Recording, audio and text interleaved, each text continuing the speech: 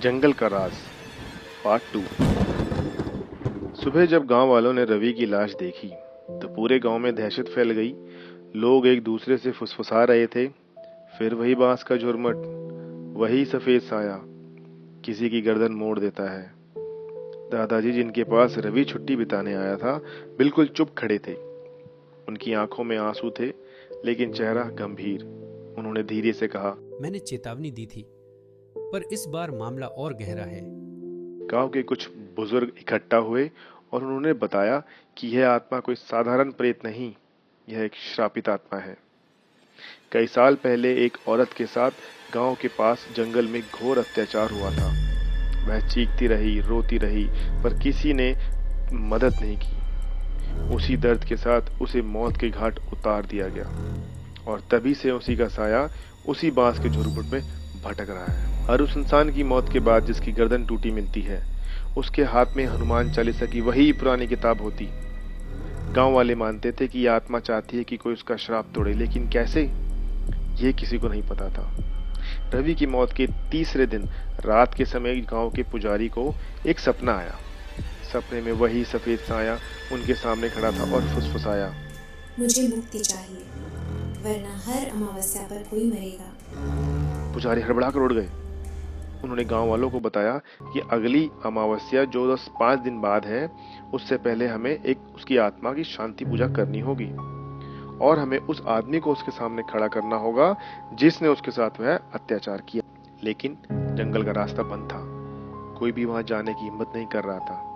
फिर गांव के कुछ बहादुर नौजवान आए और उन्होंने कहा, अगर ये सिलसिला रोकना है तो हमें ही जाना होगा। उस रात जब वो 5 लोग दीपक, हनुमान चालीसा और मंत्रों के साथ जंगल पहुंचे तो अचानक हवाएं तेज हो गई, बांस की झुरमुट हिलने लगे और वही सफेद साया उनके सामने प्रकट हो गया। उसकी आंखों से आंसू गिर रहे थे, लेकिन चेहरे पर वही भयानक खालीपन। उसने धीरे से हाथ उठाकर कहा, मुझे मुक्त करो, वरना तुम सभी। और तभी अचानक एक जोरदार चीख गूंजी। सारे दीपक बुझ गए। जंगल फिर अंधेरे में डूब गया। जंगल की हवा चीखों जैसी गूंज रही थी। बांस का झुरमुट अंधेरे में झूम रहा था और 5 बहादुर नौजवान कांपते हुए हनुमान चालीसा का पाठ करने लगे। कुछ बहादुर नौजवान आगे आए। उन्होंने शहर से उसी आदमी को बुलाया। हाँ, वही आदमी जिसने उस औरत को धोखा दिया, अत्याचार किया था। गांव वालों ने उसे पकड़कर झुरमुट के सामने खड़ा कर दिया। आत्मा प्रकट हुई, चेहरे पर आंसू और आंखों में खालीपन। उसने सीधे आदमी की ओर इशारा किया और धीमे स्वर में बोली, तुमने मुझे दर्द दिया, क्या तुम्हें याद है? आदमी कांपते हुए बोला, हाँ हाँ हाँ हाँ, मुझे आवाज है, मुझे याद है। मैंने गलती की है, मुझे माफ कर दो। वह बार बार रोते रोते पछताने लगा और उसके बाद आत्मा ने उसकी भी गर्दन उसी तरह तोड़ दी जिस तरह से उसकी मौत हुई थी। सफेद साया उनके सामने खड़ा था, चेहरा भयानक, आंखों में आंसू और उसके हाथ होंठ कांप रहे थे। अचानक उसकी आवाज गूंजी, मुझे मुक्त करो, वरना ये सिलसिला कभी खत्म नहीं होगा। पुजारी ने मंत्रोच्चारण शुरू किया। दीपक बुझ चुके थे, लेकिन उन्होंने पवित्र अग्नि जलाकर हवन की आहुति दी। साया दर्द से तड़पने लगा। उसकी चीख पूरे जंगल में गूंज रही थी। धीरे धीरे उसका चेहरा बदलने लगा।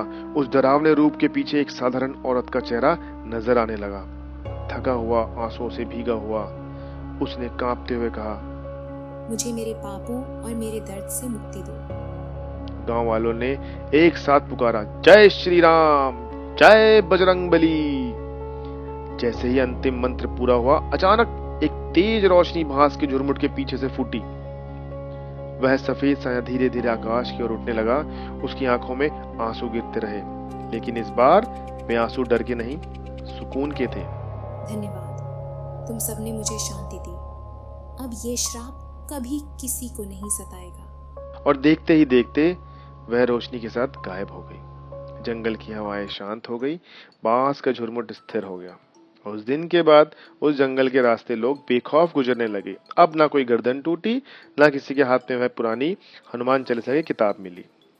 गांव वालों के लिए यह सिर्फ एक कहानी नहीं, बल्कि एक सबक थी कि अधूरी आत्माएं भी शांति चाहती हैं और मुक्ति ही उनका सच्चा अंत है। धन्यवाद दोस्तों। आपको चैनल कैसा लगा, प्लीज लाइक एंड सब्सक्राइब कीजिए।